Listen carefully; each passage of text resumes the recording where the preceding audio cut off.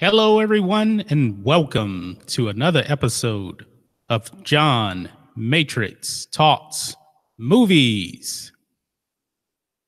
We're live. How is everyone doing today? It is a beautiful, beautiful Wednesday evening. We have 8 people watching right now. The Force Wave, I see you. You were first.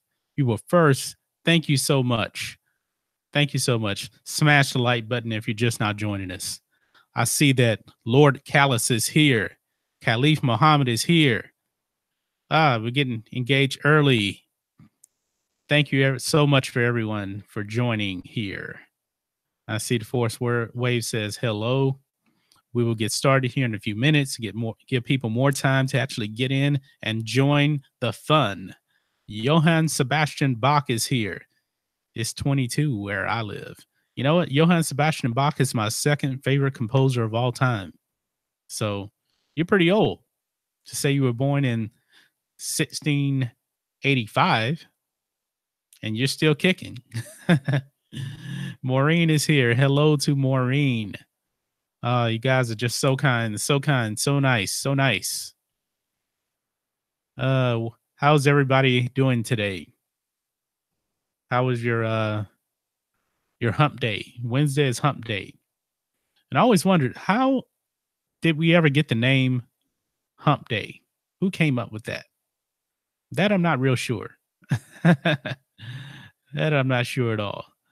Get Fit, Chits is here. Hello. Khalif Muhammad, you are so cool. I try to be. I try to be as cool as the other side of the pillow. I really, really do. But let's see here. Not much of a bit topic today. Kind of dry on Star Wars news, but we're going to talk some Star Wars. And the Force Wave says, I'm doing cold. It's like 30 degrees. Where are you at? So Lord Callus, he's in New York. So they have a polar vortex. Man, I heard that like Chicago was like minus 16 degrees or something. Man, that is just crazy. That is really, really crazy. And my buddy Road Rants on Star Wars is here. The Dog Show is here. Thank you all so much for joining. And we may have a special guest that will come in. I invited the special guest, but we will see if he will be joining. So we will see. And all I have to say is, I'm here. You're there. So let's get into this main topic first. And, of course, let me know you guys want to say in the comments. So we know that Tony Daniels, we all know that he plays C3PO. He just recently stated on Twitter that he is done filming all of his scenes for Star Wars Episode 9. And man, it felt like it was just the end. Like there wasn't anything that everything he was saying really kind of told me that this is it for him. I'm not sure if it is, but it kind of sounded like it may be. He thanked J.J. Abrams and not Ryan Johnson, Kathleen Kennedy. And he made it sound like it was the end. But listening to that, I felt so bad for him because I think his character and R2D2, they've been completely disrespected in the sequel trilogy. C3PO was not in a significant scene at all in either The Force Awakens or The Last Jedi. He popped up and said, "Ooh, Han Solo." And that's pretty much all I remember from him in The Force Awakens. In The Last Jedi, honestly, I can't really recall a scene with him. I mean, can you guys recall any significant scene of C3PO in either The Force Awakens or The Last Jedi? I just remember him just standing there, and that was pretty much it. Nothing else. I mean, just wasted one of the most popular characters in all of Star Wars. Definitely him and R2 being the most popular droids. I mean, that just really nobody's ever really talked about that. Everybody talks about the disrespect to Luke, and Han getting killed, on screen, but the droids are important too. Droids' lives matter. Droids' roles matter in Star Wars. And he was just pretty much just pushed to the side. I don't really don't know why. So Black Angus is here. He said that's why Solo failed. No 3PO, the most masculine character of Star Wars. Yes, I tend to agree. I mean, Solo had his own problems why it failed, not only because of The Last Jedi, but you know, way too much identity politics in that movie, forced sexuality that nobody cared about. Um, you know, what else is here? Rodran says Anthony Daniels was in Solo, played a droid named Talk, but in the end, no 3PO. Yeah, I didn't even know that uh, Tony Daniels was in Solo until the other day. I mean, I didn't know who he was playing. You know, Anthony says, "Look at my red arm. Now buy the figure." I mean, what was the purpose of him even having a red arm? That was just so stupid to me. There was no point in 3PO having a red arm. None whatsoever. I mean, and R2. I mean, R2, I remember him having that one scene with Luke in The Last Jedi on the Falcon, and that's pretty much it. I'm pretty sure you probably had other scenes, but it doesn't ring a bell with me at all because I don't remember it. I really, really don't. Oh, let's see here. Brodran says there will always be talk about the saga loosely about the lives of these droids. Yeah, I think, especially in the first movie, in A New Hope, the droids were very, very important. Actually, if you go back, the whole original trilogy, 3PO and R2 played significant roles in the entire movie, all the movies. R2 played a big role in all of the prequels too. I mean, 3PO, he was just kind of getting built in The Phantom Menace. And then, he didn't even have all his parts. It's kind of funny though. He didn't even have all his parts. But then, we get to, the regular 3PO pretty much in Attack of the Clones, and he got it in. He was in that droid factory, and he ended up being a clone trooper. I mean, one of the clone droids or whatever. What do they call them? Whatever they were, I can't remember the name of them. But he got mixed up with them and everything. But man, this new sequel trilogy, man, it's just so disrespectful. It's almost like they made them retire in a way, you know.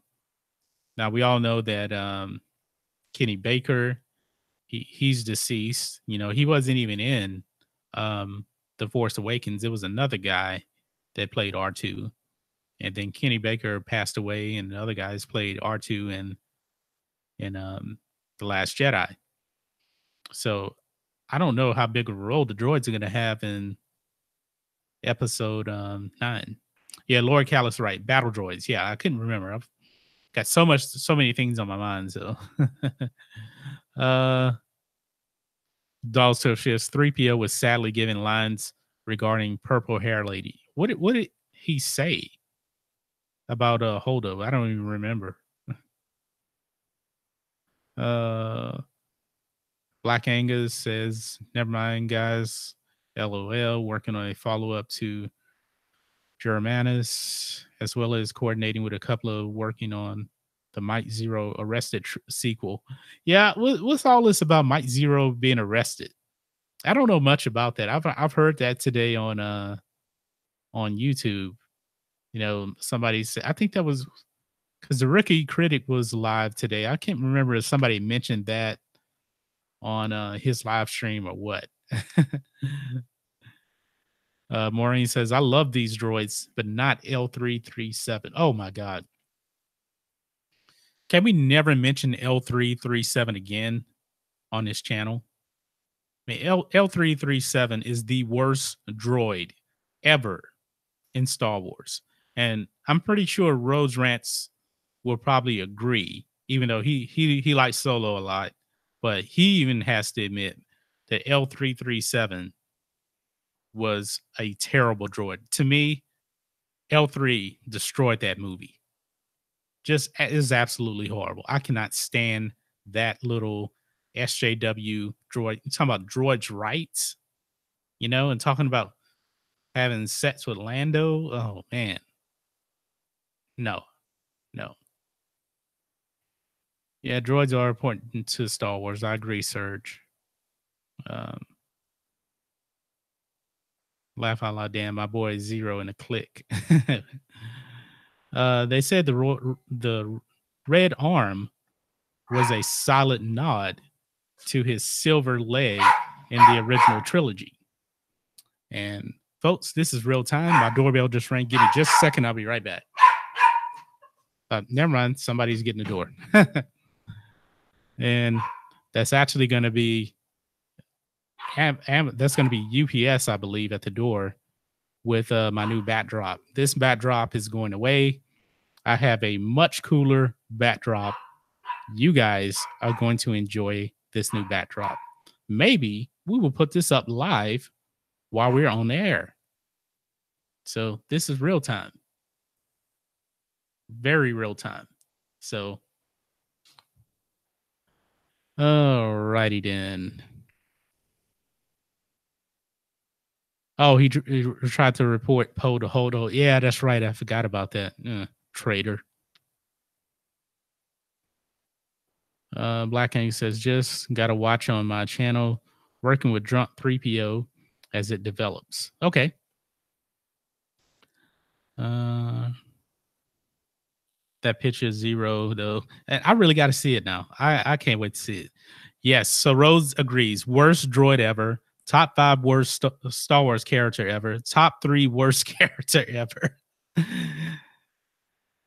Dog Show says L337 worst character in the history of characters. Yep. Pretty much. Let's see the baby. All right.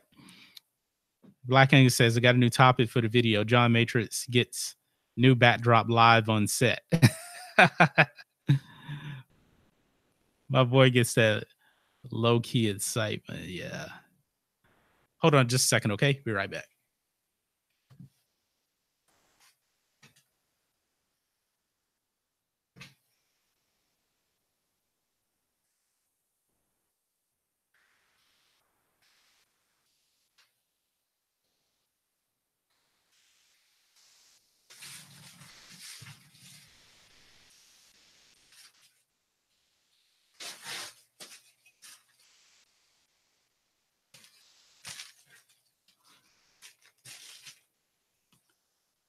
Okay. This is the new backdrop here. So, should we have a little fun? You guys want me to open it and put it up so you guys can really, really see what this is like? Also, Black Angus, quick unsubscribe. Let's see his shock on the live numbers. We still got 15 people watching right now. We still got 15 people watching. So if you want to unsubscribe, you go right ahead and you unsubscribe. So Dalcho says, do it. He wants me to put up the backdrop right now. Oh, this is good quality too. He wants me to put up. I'm going to put up the new backdrop. Yeah. So everybody wants me to put up the backdrop. I see. Okay. Give me a minute. I'm going to take down the old backdrop and I'll put up the new one. Okay. Give me a minute.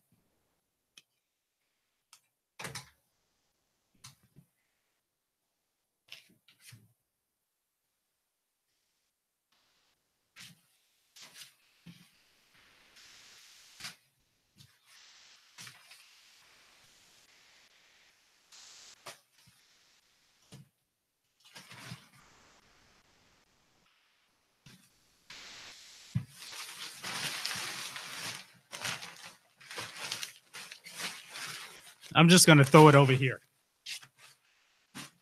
That's the old one. So let's see here.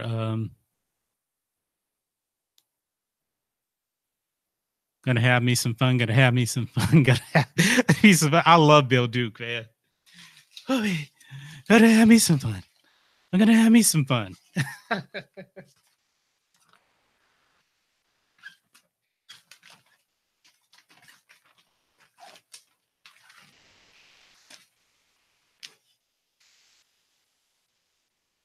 It's like a major award.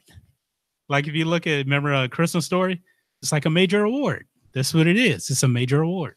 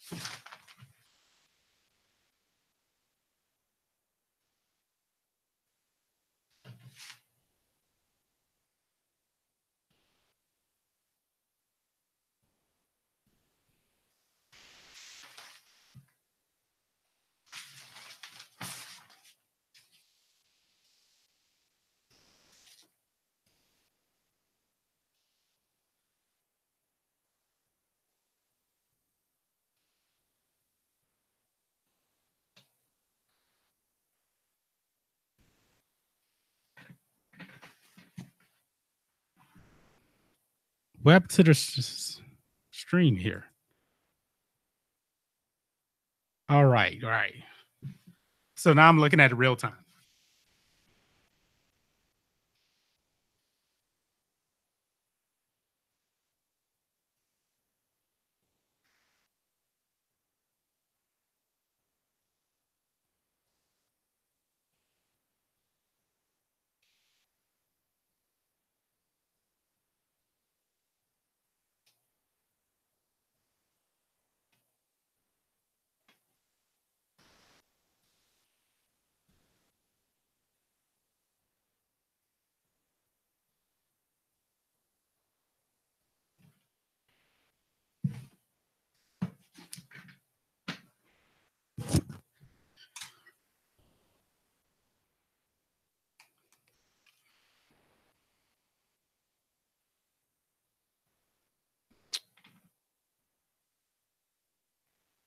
Yeah, I'm gonna have to move it over.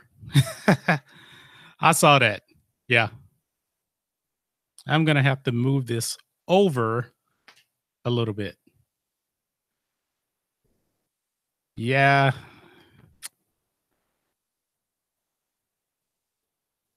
Why do I have to? Oh boy. Oh boy. So we got 20 people watching here. Is it good enough for now though? I can always fix it later. Is it good enough for now? So we got 21 people watching. You guys got to watch me put up the new backdrop live. Even though I need to move it over. Doll Show says mess with it later. Okay. I think it's pretty good for now though. And it looks pretty cool on a screen. So it looks like I'm in a let me move this out the way so you can actually see the whole thing.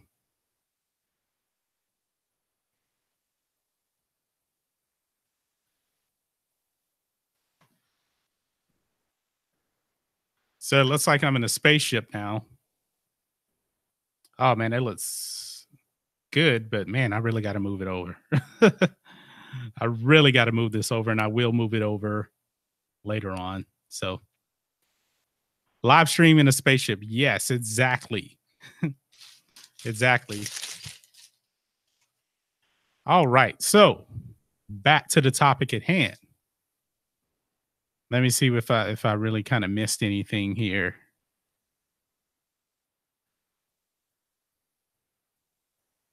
Now, Rhodes, you said it's such a good movie. Are you talking about oh, you're talking about Predator. Yeah. Predator is an all-timer. Has anybody not seen Predator? If you haven't seen Predator, you might as well just leave this stream right now. Go see Predator. The original one is one of the all-time greats. I'm not talking about the last one that came out. That movie was terrible. And Shane Black, who actually made Predator, made the new Predator movie, was in the original. I just don't get it. I really, really don't get it. Sign out as John Matrixx. Did you get my message on a vid from a few days ago? I want to come to your show with Rhodes and shoot the shit with you guys. Okay, we'll see about that. We're still trying to work out how the new show is working. So maybe in the future here soon, we'll invite some other people on the show. So just stay tuned for that. Ron Navy's here. Come on, John, your military side is come through and it's going to bug the hell out of you. Yeah, I know. But since I was live, I put it up as fast as I can. But I really can fix this right now. You guys want me to fix this right now? Because it does look kind of crappy. I mean, it'd only take me a few minutes. It'll only take me a few minutes. And Rhodes says, we need a topic that would make a good Predator movie for bad versus evil. Interesting. And guys, make sure you check us out, Bad versus Evil, every Friday, 5 p.m. Me and Rhodes rants on Star Wars. We're doing it this Friday. So don't miss it. Everybody's saying do it. All right, you want me to fix it? Okay, I'll fix it real quick. Okay? I'll be right back. Don't go anywhere. I will fix this. I'll make sure I get it in the shot. So I'll leave the live feed open so I can actually see it.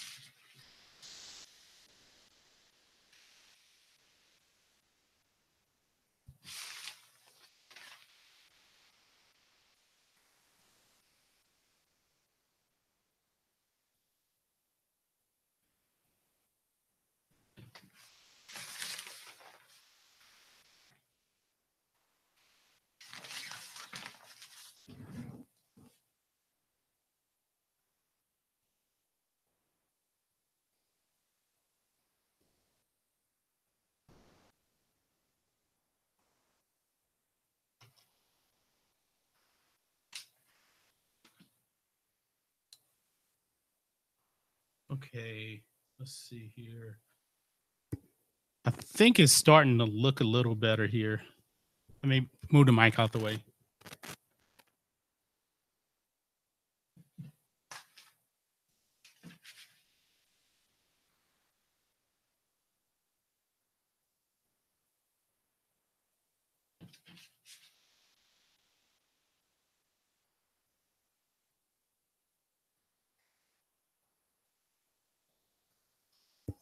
I know, bottom left.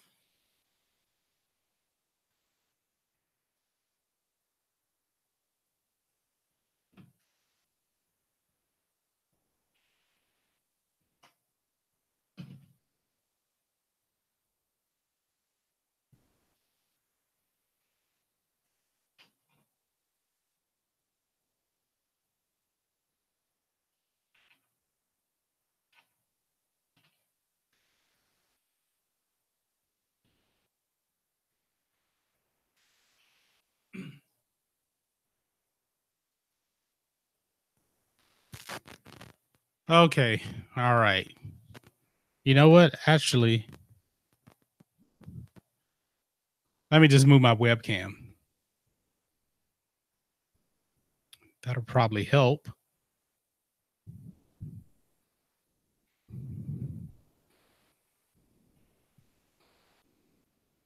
For now, anyway. There we go. I think we got it now. I think we fixed it. We fixed it. Yeah, I know it's not exactly accurate. It looks like I know it needs to go up just a little bit on the left. I know. Raise the corner. Okay, I'll fix it. I'll raise up the corner a little bit.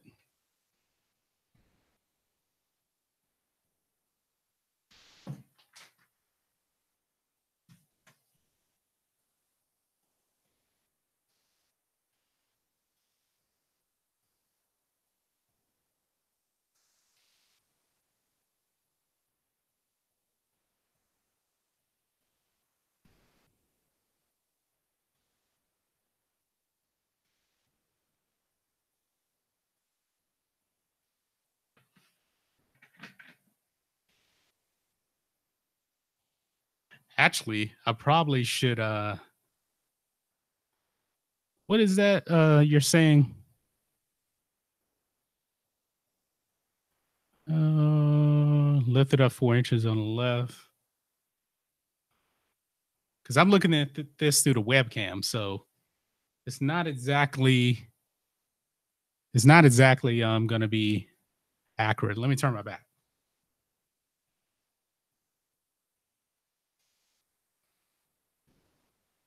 I think this would be good enough for the stream though. I think.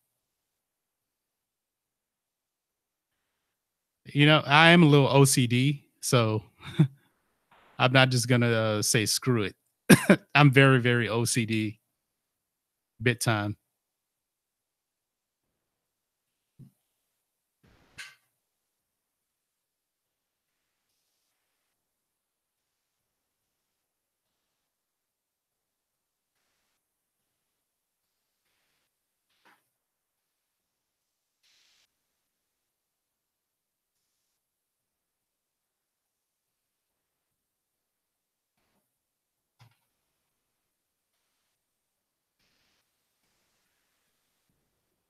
There, is that straight? Is that straight enough for you guys? I know I got to fix the bottom part over here. Hold on.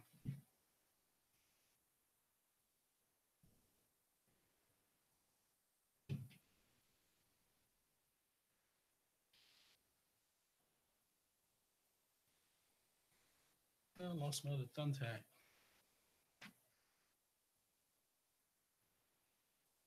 See, this is real world, people. Real world.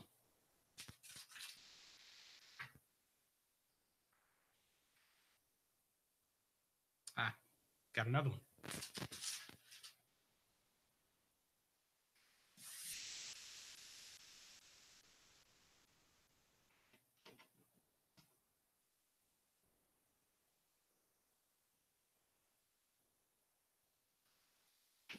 Well,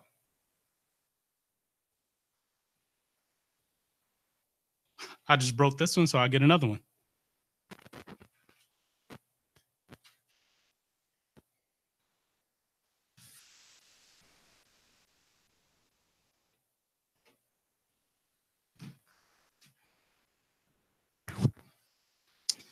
Okay.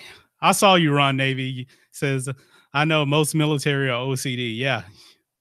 I mean, if people actually knew how we had to make our racks, well, they don't even know what a rack is. In the Navy, a rack is where you actually sleep, and it's usually a coffin rack. So if you ever go into a Navy warship, you'll have like a bottom rack here, then another middle rack, and then one on top. And then you have about X amount of space between another 3 racks above you. And each one of them open up like a coffin, and that's where you keep your clothes at. And man, do not leave your locker unlocked too. Because, I mean, just because they're in the military doesn't mean people are honest. They'll steal your stuff. When they're going through inspection, they'll throw your stuff out. And man, my executive officer too, man, he was tough. He was tough on cleaning. So you have to clean the ship daily. And this guy was like 6'7". And most people in the Navy aren't 6'7". and we can't reach that high. Well, so he made us get on ladders and stuff to clean. So yeah. So is this better for you guys? Since you guys are so demanding, is this better? Is the backdrop a lot better for you now? I'm here to please you.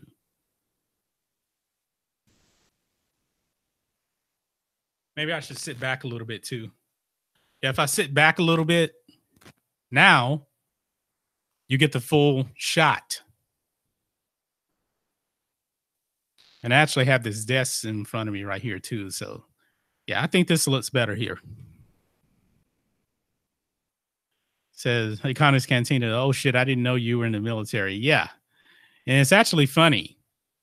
When I graduated from high school, I would have the Marines come to my house, the Air Force, and I was like, no, no, no, no, no.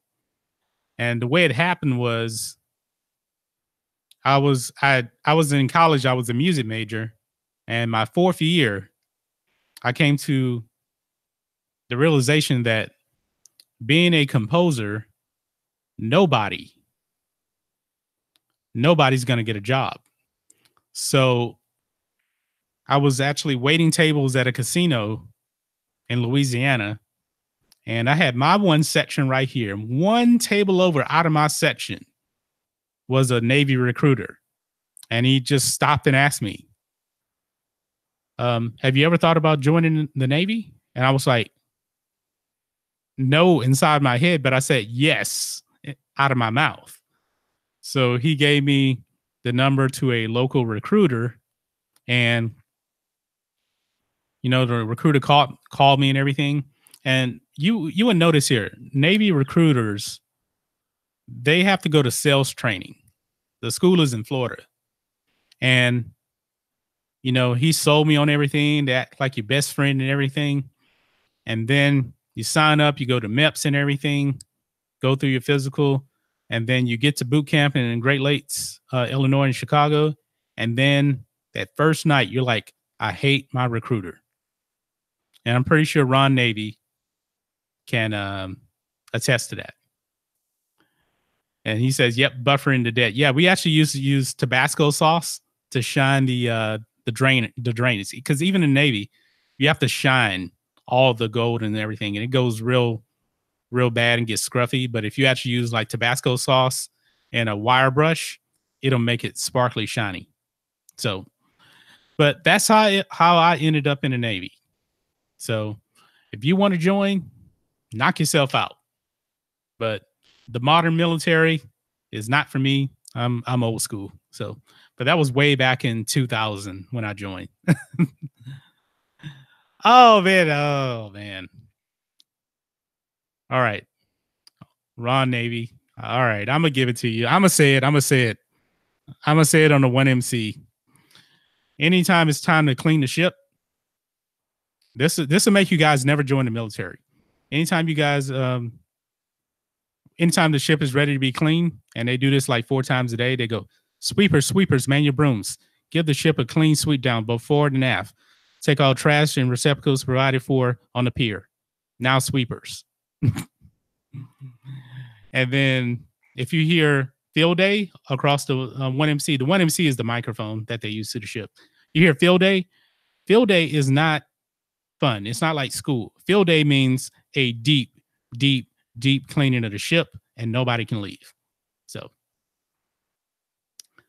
all right. Okay, that's enough military before we start using viewers. But I did my time. I've been all over the world. Actually, I can tell you where I've been. I went on a Mediterranean cruise, and well, not the Med cruise. I actually went to the Gulf, Persian Gulf. So we stopped it took us 2 weeks to cross the Atlantic, and then I went to Spain. Then we went to Greece. Then we crossed through the Suez Canal, and we went to Bahrain, and we were doing operations over there. And then we came back like 4 months later. We hit Dubai also. Then we went to 2 places in Turkey. I think we hit up Greece again. Then we came back home. And then on my second cruise, I went all over South America doing drug operations. So I've been to Rio de Janeiro, um, been to Ecuador, been to Chile, been to Panama so many times. All this in a matter of 4 years. So, and Sendave says, why didn't you use bud juice? What are you talking about, bud juice? I don't know what you're talking about. Bud juice? Not sure.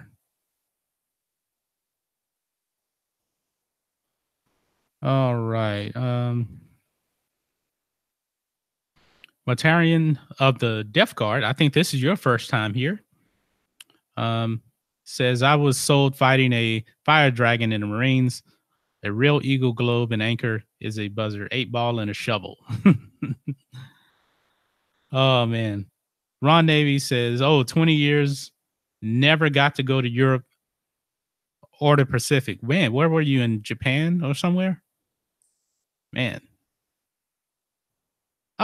There's Rob is here. Everything Star Wars. Like the stream, save the dream. And Rose says, my wife's dad was career Navy 25 years. I mean, that was really old school Navy. Those guys were like super hardcore Navy back then.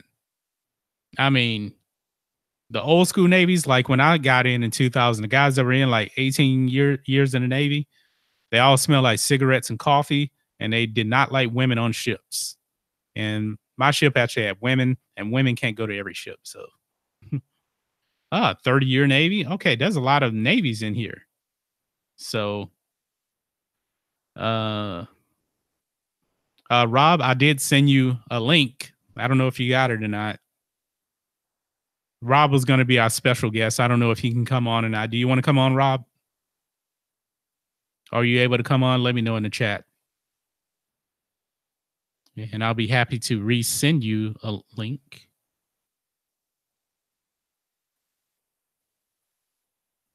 Yeah, my wife just laughed at coffee and cigars.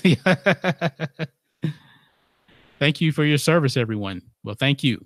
I would salute, but the Navy doesn't salute indoors, and we don't salute without a hat on our head that we call a cover. So thank you. So, all right, you do want to come on, Rob? Okay, I'll resend the link again to you. I send it to your Yahoo email address. And it says invitation posted. And let me put on my headphones too, so I can actually hear them, because I have my computer on mute so I don't get any feedback. Hold on a second.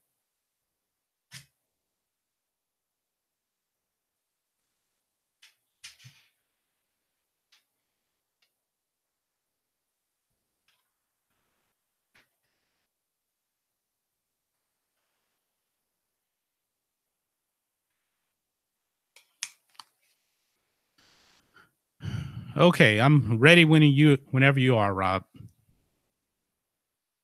All right, let's see here. This over here so I can really see. Where did you send the link? Oh, you got it. Okay.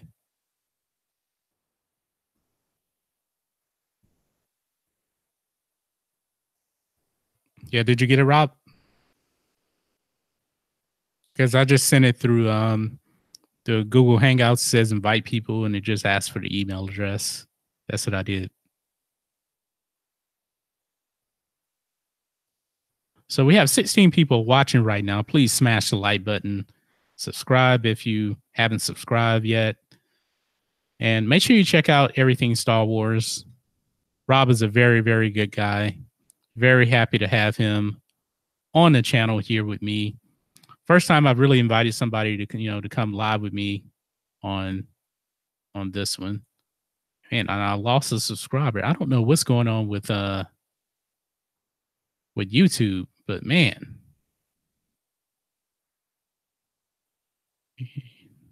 Let me send it again. So EWS 1977. Yeah, let me just type it in there. ESW 1977.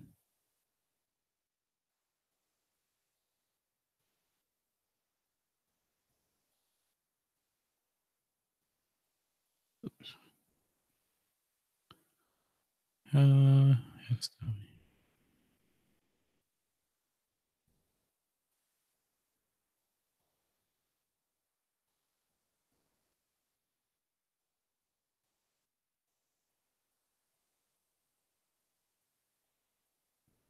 I just sent it to you again. Yes, I'm going through Google Hangouts.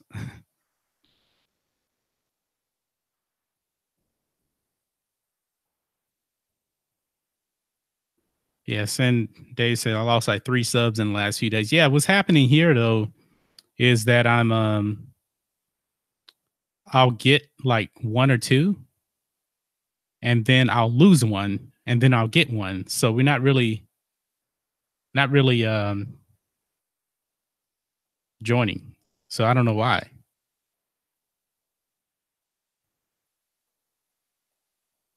So my name is not even showing.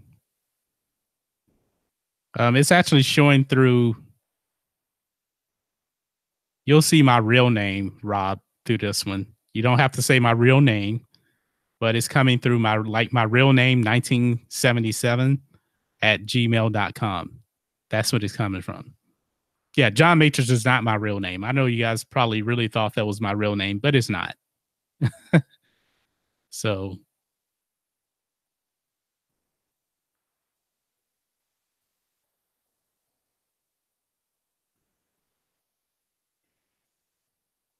email rather link is hard. Let me try to send it through. Maybe I can send it through Twitter. Let me copy it through Twitter, and I'm gonna send it to you on Twitter, Rob. Let me get on Twitter real quick.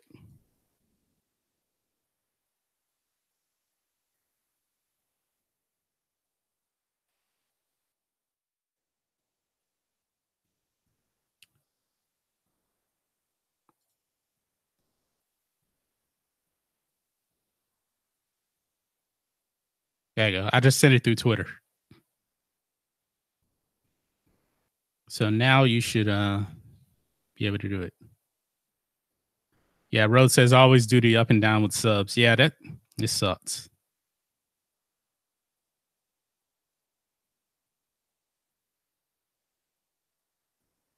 Let's see here. I emailed you on Twitter.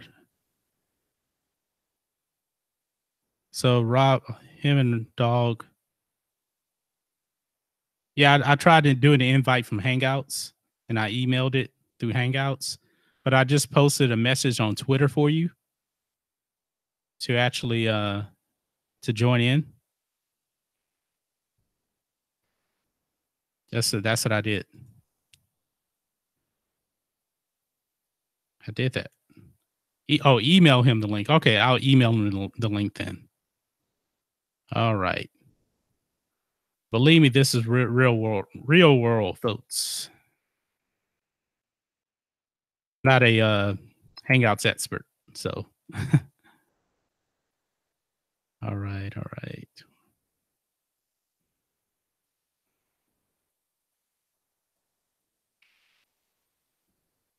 all right. Compose.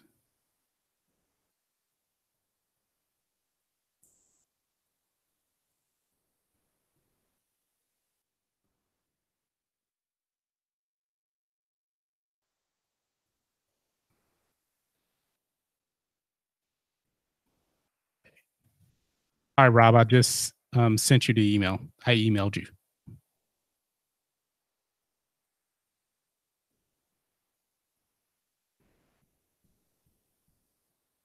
Okay. Hey, dog. Do you want to come on, dog? You want to come on the show? The dog show. Dog show. I want to talk to the dog show. He hasn't been on here either.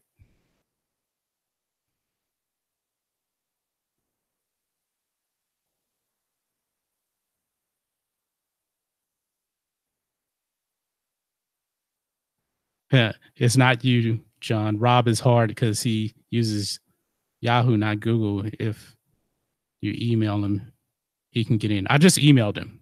So I just emailed him. Hey, Dog Show, you want to come on? I can send you a link too.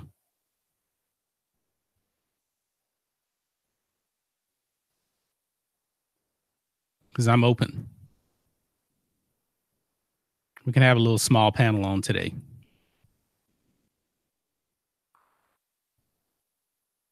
Yeah, this background does look really good now.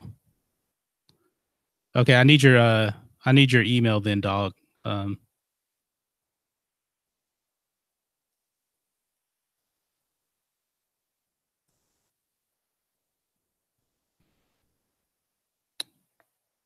I'm pretty sure you probably do have a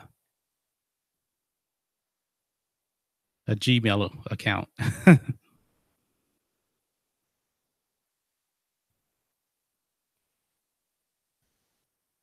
Michael Star, you missed 25 minutes. You didn't miss too much because what happened was we were actually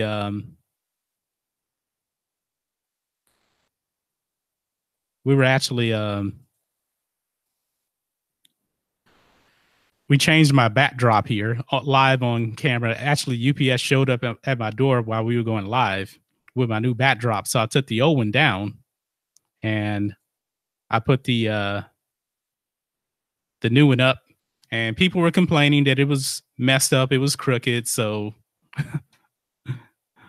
dog, I just sent you the link. People were complaining that it was messed up. So now it looks a lot better. Now, hopefully everybody's happy now. Yeah, I think it looks great. So Ron Doe is here. What's up, Ron? I would invite Rhodes, but me and Rhodes are going to do our own show on Friday. So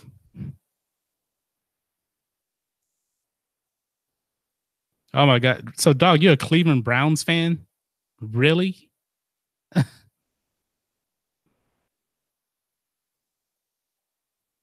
Dog, and everything Star Wars will be on the live stream with you, John Matrixx. Yep. I just invited both of them. There's the Dog Show. He is here. And good day.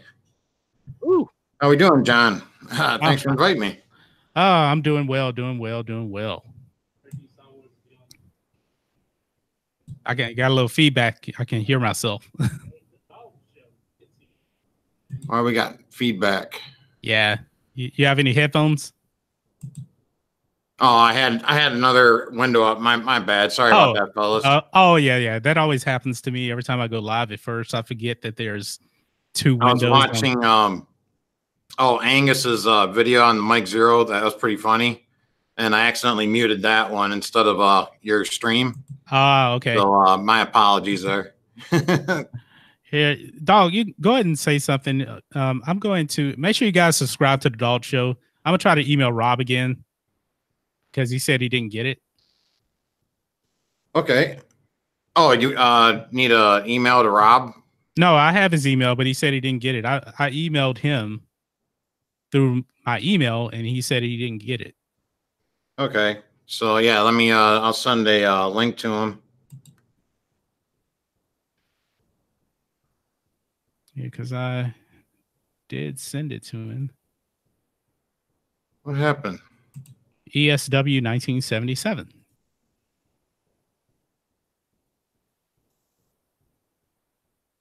Okay.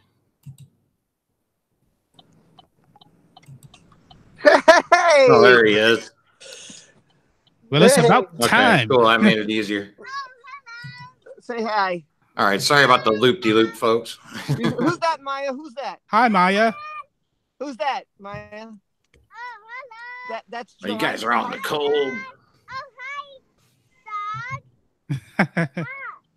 Dog, I swear, every time I go on a hangout, the first person Maya says is that Dog? Is that, no matter whose show I'm on, is that Dog? Is that? She asks for you every time. I swear to God, man, it's incredible.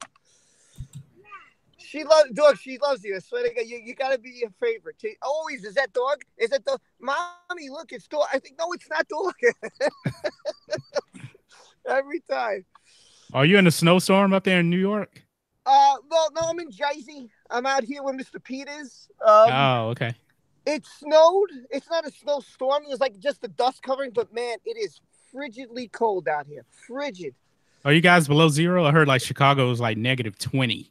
Yeah, dude. I'm telling you, out here it's like you could get frostbite. It is so ridiculously cold out here. Man, that's crazy. Yeah, so I'm just racing to the store to get what I gotta get, and yeah, that's it. I want to hang out at home. Yeah, this morning we were only like 41 degrees. Wow, yeah, it was amazing because we went from like 30 something to, and all of a sudden it just started dropping rapidly. I was like, "What the hell's going on here?" It feels like the day after tomorrow. That's what I want to tell you. That's what it feels like. And D. Carey says it's 16 degrees in Virginia. Did you guys ever see The Day After Tomorrow? Yeah, I've seen that. That's a good movie. I really like it. Yeah, that movie. What'd you think, dog, of that movie? The Day After Tomorrow? Yes. I can't remember if I think I did see that actually. Who was in that? Who was the main star? It came out in 2004. It starred what's the guy's name? He's from Houston too. Trying to think, I might have it mixed up with another one though. It was the movie when this big like kind of hurricane thing came over New York City, and it was like all ice, like people would freeze because they were trying to evacuate. And yeah, I remember that part of it. I just don't remember, how it ended or anything like that, or who the main, protagonist was in it. Yeah, it was Jake Gyllenhaal was in it. Ah, okay. And man, you know what? That's why we have phones now. Because I keep forgetting Day After Tomorrow. Okay, let me see here. Yeah, I can look it up too. Sorry about that, but I'm going to put the pop-up chat up here too. No, but the thing is, the guy that stars in the movie's from Houston. Dennis Quaid. Oh, right. Yeah, okay. Yeah, I definitely saw that one. Yeah. Yeah, that was a good one. Actually, it's funny. I was actually in New Jersey. I was in Atlantic City on like a 3-day weekend, and I went and saw it at the movies in New Jersey. When Atlantic City was still Atlantic City, because it came out in 2004. Right. Yeah, I remember. I think I saw it on DVD or something. I didn't see it at the theater though. Yeah, I still have it on DVD here. I'll never get tired of that movie. And Tamlin Tomato was in it too, as the NASA scientist. Yeah, and it ended. Remember, it ended because there was like this huge like polar vortex, and it basically froze people to death. So everybody, the United States basically had to move all the way to Mexico. The president died, and it was a great movie. Yeah, I'm remembering that now. Yep. So, but yeah, it was like that up here. Yeah, it was -9 degrees yesterday, and it's like but it felt like -30 because of the wind chill. Wow. But I went out there, and I felt like Evel Knievel out there a little bit though. So, but I went through it, and so man, that's crazy. That was cold. It's ridiculously cold. I mean, it hasn't been this cold in a long time. I mean, really long time. It was so bad this afternoon when I was trying to drive home, you couldn't even see in front of you. That's how much snow was coming. It was just like unbelievable. Wow. It snowed here last year in Houston. The worst it got was I think we got to like 17 degrees last year. We had multiple winter storms here last year, and like that was like ice everywhere. And down here, that's bad. Yeah, it happened here in Jersey. It was like every week was some kind of like big bomb of snow. I was like, what the hell's going on? It's crazy. Rondo says Hoth. Yeah, I'd be worried about, like the other folks driving down there. Yeah. Just not knowing how to drive in the snow or things of that nature, right? Yeah. When I was in the Navy living in Virginia, I would like leave to go to the Navy base at like 5 in the morning. And in the wintertime, those roads are like slick with ice. So I'll be driving like 10 miles an hour down the road, and I didn't want to actually, it took me a while to get to the highway because I just had to take a straight road down to get to the highway, because the highway would be pretty much thawed out from all the cars. But 5 in the morning, man, I would be sliding all down the road and everything.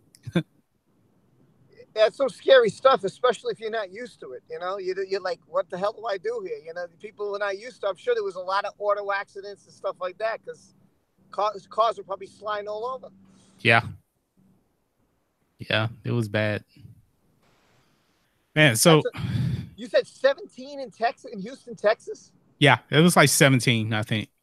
Wow, that's crazy, man. We always get in the 30s every year. 30s always happen here. 20s, it happens a lot too, more than people think. But it's funny, like in the next 3 days, we're going to be up to 77 degrees. And then next week, we're going to be probably back to freezing again. Wow, 77. Oh, man, that's beautiful. We're going to get into like the single digits, but on the positive side of 0. So yeah, I'm looking forward to being on the positive side of 0. Yeah. Yeah, I guess Hoth would be the best way to describe it right now.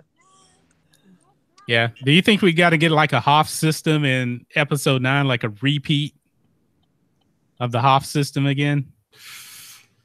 Because I think we have like an indoor type of world in episode 9 based on like the jungle and stuff like that. So I heard rumor, I don't know if that was true, but that was Batu. I don't know if it was or not, but that's what they were saying. Yeah, Batu is, I think it's going to be like a jungle world or something. I mean, I don't know if they want to do that. I'm sorry, is Rob talking there? Oh, I'm looking at the wrong thing. Sorry. Yeah, I was looking at the wrong window, Rob. Sorry about that, buddy. I was going to say we just kind of had another Hoth battle in episode 8. I mean, it was Salt guys, right? But yeah, but it's still, I mean, I don't know if they want to revisit that again. Especially we kind of saw that again in Rogue One also too. So I could see more the Battle of Endor type of thing like you're alluding to. Yeah, but the Battle of Crate wasn't even really a battle. And then, once Luke got out there was really no action whatsoever. He was doing this whole Matrixx thing, which looked really silly for a Star Wars movie, if you ask me. No, Matrixx thing, no pun intended, right? Right, exactly. Exactly. But but essentially it's the same plot though, right? I mean, it's just like they're kind of holding down, a bunch of walkers, right? So they can leave. All right. I mean, right. So it's essentially kind of Hoth part 2, really. At least in Rogue One, they were at least trying to get plans or something, right? It wasn't like they were trying to escape or something, right? But yes. Yeah, I mean, you see what I'm saying there? Yeah, but I noticed something about Rogue One though. When the rebellion went and shot at the AT-ATs in Rogue One, they pretty much just kind of blew them up. But in Empire, they really struggled. I mean, X-Wings didn't do nothing to the Imperial walkers. So it's kind of contradicting itself, if you ask me. Well, I think in Rogue One, they were just making them. They were like experimental cargo. They weren't built really for battle yet. Because if you looked at the AT-AT, I know one of them looked like it was like woodish. Like if you look at the middle of the body, so it didn't. I think that was like they were experimenting with them, but since the rebels came, they just decided, oh heck with it, might as well just use them. That's what I think happened there. Good point. Even though it's only about 3 years apart. Well, I think they were creating them. That's what I think was going on. I think it was the experiment. They're like, hey, we're making these, but let's, whatever. They weren't fully created. Gotcha. Michael Starch says X-Wings was not a part of it, battle on Hoth. They were running from the fleet. Well, Luke was actually shooting at it. So, yeah, they're just using the X-Wings to leave with, but they're using the snow speeders, for fighting the walkers. Plus, they had the tow cables too. Yeah, the tow cables is the one that kind of worked. They fell down, but when they fell down, one of the X-wings actually shot at it and it blew up. So well, the weakness was the neck. Remember that when they were first trying to shoot it, they were shooting the body and the legs, and it was having like absolutely no effect. But after that, they shot the neck, and that was the weak part. Oh, okay. Got it. Plus, maybe after it fell down, like in the first battle, or like at the Battle of Hoth, like when that one falls down, maybe it lost its shields at that point too. We could say, and then all those other speeders come in and take it out.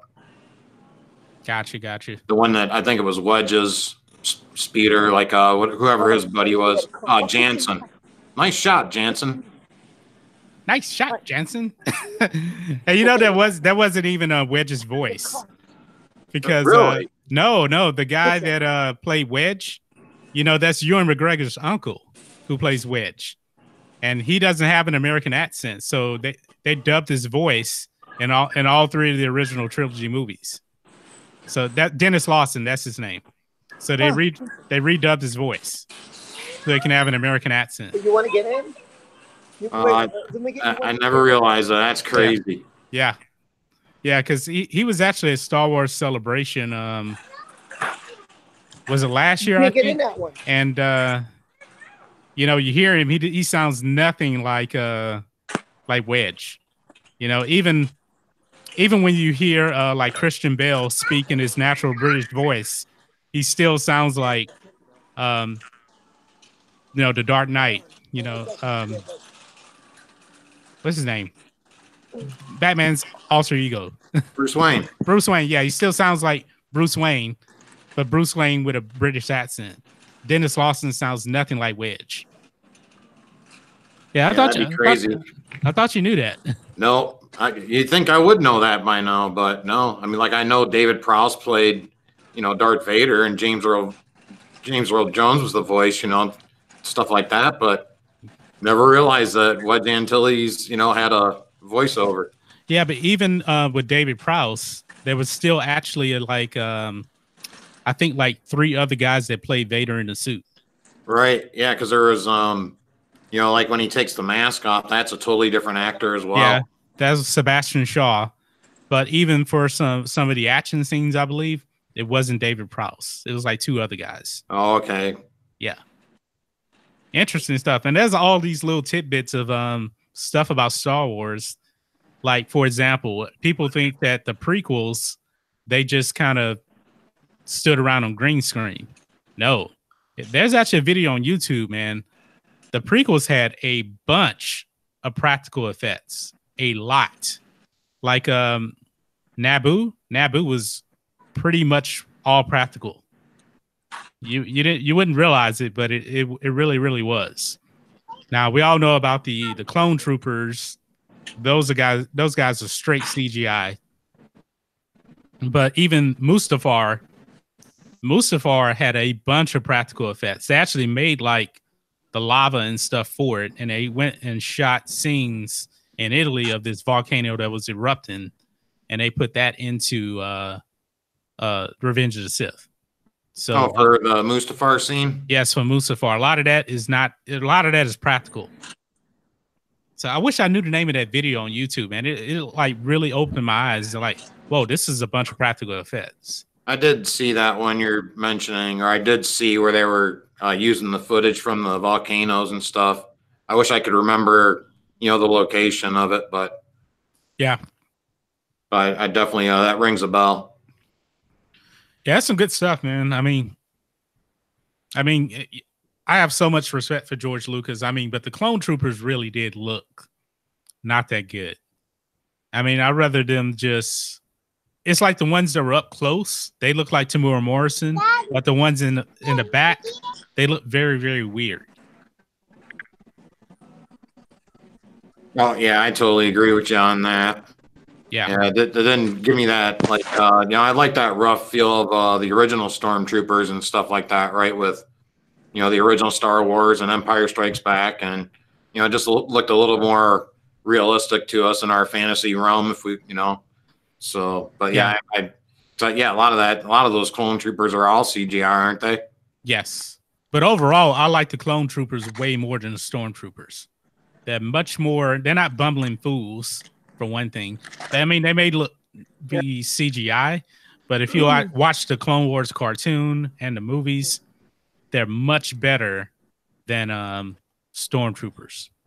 Right. And I will say this, though, they did improve, over time, as, when we were first introduced to them to Revenge of the Sith, I think they were a lot better in, Revenge of the Sith. That's what I do like about the prequels. At least they did kind of, especially with Revenge of the Sith, it's still, I think, a great movie, overall. So, at least they did improve. Yeah. Is Rob made it in? Is Rob still there? We lost him. Oh, I just see his face is frozen.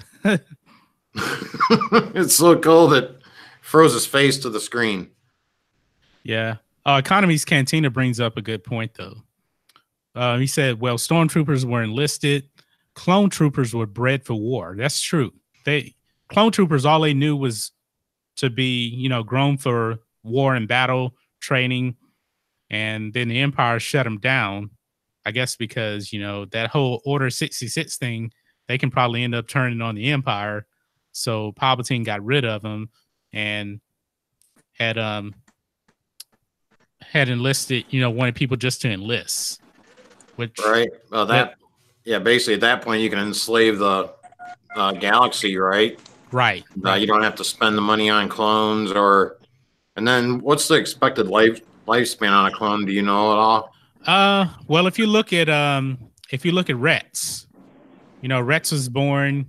He was around doing the Clone Wars. He was already fully grown, so he was probably like 10 years old or so then, and he actually fought in the Battle of Endor, and he was older. So I don't know exactly how long they can last. Probably, I'm assuming 30 years, maybe tops. That's what I'm thinking too, because if they did like the accelerated programs or accelerated kind of growth or whatever, if you will, I'd imagine their life expectancy goes down. But I'm wondering this though, since Rex was actually a part of fighting the Empire, I wondered if there was something that could be done to actually slow down his aging process. I wouldn't be surprised. I wonder if they'll come out with some canon on that, because he was already fully grown in the Clone Wars, and the Clone Wars to the end of Endor, that is what, 26 years right there. That sounds about right. Yeah, and remember, can you hear me? Yeah, we can kind of hear you. Okay, I'm sorry. I'm shopping, so if it freezes, I'm listening to everything you guys say. So just give me a few minutes. Oh, that's fine. Yeah. And thanks for having. Appreciate it. We didn't hear anything you said, Rob, but that's fine.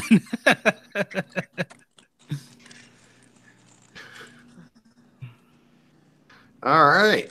Yeah, Cyanide asks, where did all the clones go? That's what I'm thinking. They're all gone, just either through battle or also, just their life expectancy is so short. Yeah, but maybe Palpatine had them all killed off. That's what I'm thinking. And that was my other thing too. Yeah, I like how you think. Yeah, Palpatine probably killed them all off.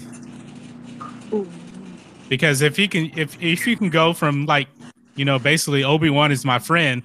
No, what did he say? I think you'll be needing this, the lightsaber. And then all of a sudden, Commander Cody, the time has come. Execute Order 66. It will be done, my lord. Blast him. Even that would even have to scare Palpatine, Right. Yeah. I mean, it might be a different number, right? And that might be the one to destroy the Sith. Yeah. And plus, in their DNA, they had the DNA of Jango Fett. Jango Fett, he's pretty cold blooded, man. He doesn't really care. Jango's so cool though. Right. Yeah, he's gonna go to the highest bidder. Right.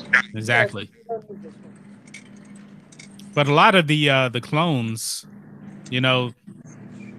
they had their own individual feelings about everything. That's why I think why they all had different names. You know, like Fives, Rets. This one clone in the Clone Wars, he actually had his own family. He kind of like I don't know if he got defected or he got hurt or whatever, but he ended up on this planet and he had a wife and everything. He had kids. I thought that was pretty cool.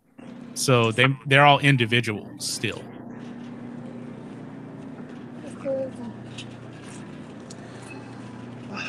What happened? Oh, we're in the store. Oh, they got ice cream? Are they in the ice cream aisle? Hold on. I don't know. Can you hear us?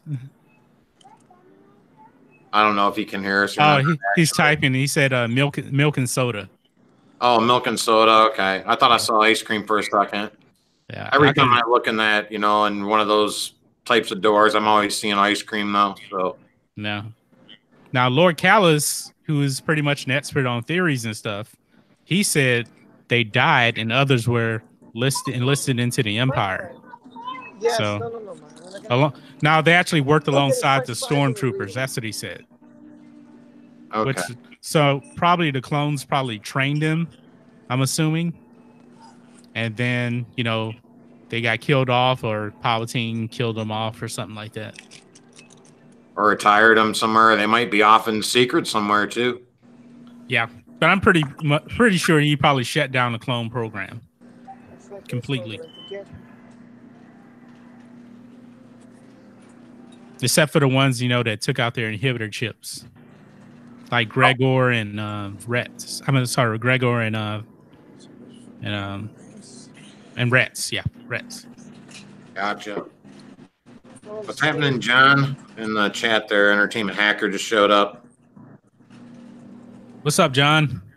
And he's Googling over your background there. Yeah, awesome background, my friend. That's fantastic. Yeah, I just took it down live. Were you watching when I took it down? Yeah, I was watching it. Yeah, it looks a lot better now. I think I got it pretty much set. But right. Yeah, this is from the Google camera, so I don't know about my regular webcam if it's going to be straight or not. But man, this looks really, really cool. And I think this background fits my background music in the videos. That's perfect. Yeah. So I was saying you need like a little prop, like you're in the Millennium Falcon, with Han Solo or something, right? And hey, don't get cocky, kid, right? Yeah. So yeah, that'd be absolutely awesome. You could have like where you're fighting TIE fighters or something. Yeah. Believe me, it looks a lot better on camera than it does in person. But I think it's because it's designed for photography anyway. So I can't wait to record a video using this background. It's gonna really fit so well with my background music. So maybe I should get like, maybe in the future, maybe I will get like a Jedi robe, and I have a Darth Vader lightsaber, and put it in the video, and got to change up things a little bit. Can't have the same things. When I first started the channel, I didn't have a backdrop at all. I didn't have nice equipment. My audio sucked. The webcam is about the only thing that I still have. Because you're doing great. So yeah, I mean, you're doing it the right way too. Just picking up what you can and improving when you can, and it's been absolutely fantastic content. Yeah. The backdrop is really cheap though. This didn't cost any kind of money. Now this baby costs some money. This thing is really good. I like the way it sounds. Rodran says, "Yeah, my dogs congratulate you on 700." Oh, he saw. Oh, Entertainment Hacker. Yes, he hit 700. So everybody congratulate Entertainment Hacker for hitting 700 subscribers. Awesome! Congratulations, Entertainment Hacker. Yep, and we're up to 27 likes, and we have 14 people watching right now. So hit the like button if you have not hit the like button. Make sure you subscribe to these guys. Dog Show, Everything Star Wars, Entertainment Hacker, Road Trance on Star Wars, Lord Callis. Sorry, I can't mention everybody's name. So, yeah, everybody's telling it. Congrats to Entertainment Hacker. Yeah. So I'm just waiting for the next big wave. The next big wave of content will probably come when they drop the Star Wars Episode 9 trailer. That's what I'm looking forward to. I can't wait to do my reaction to that trailer. And my opinion on the trailer, I think the Episode 9 trailer is going to be fantastic. One thing I give them credit for, I've only liked one movie that they put out, and that was Rogue One. But all of their trailers have been really, really good. Even the Solo trailer was good. The Last Jedi trailer was great. And we know that movie was crap. But the trailer was really good. So Lucasfilm, you can do trailers. You got one thing right.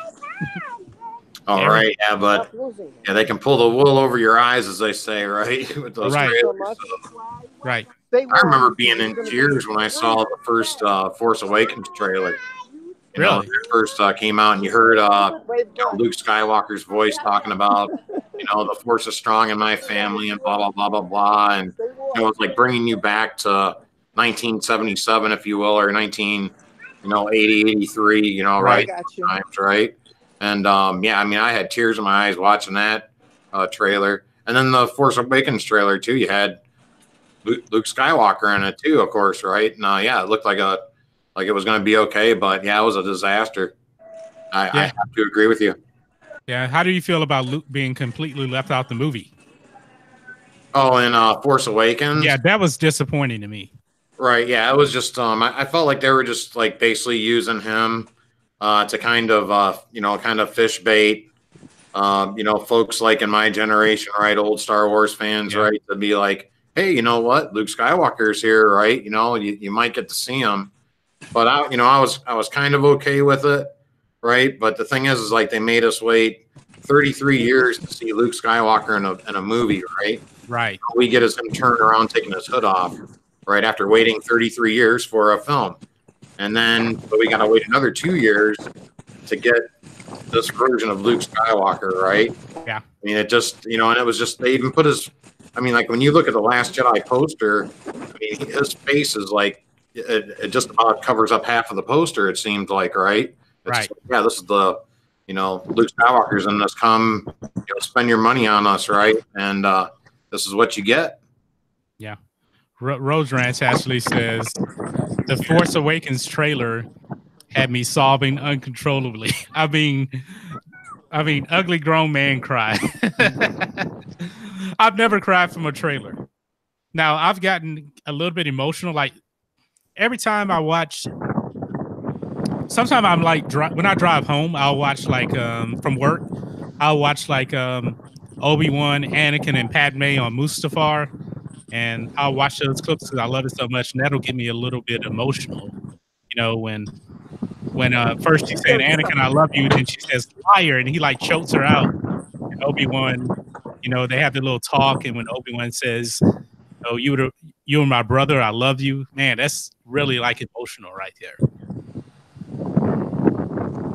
I've had a few trailers like that. You know what? The other one that fooled me too is the Godzilla one, the one that came out a few years back. Okay, I didn't see it. The one that had the guy from Breaking Bad.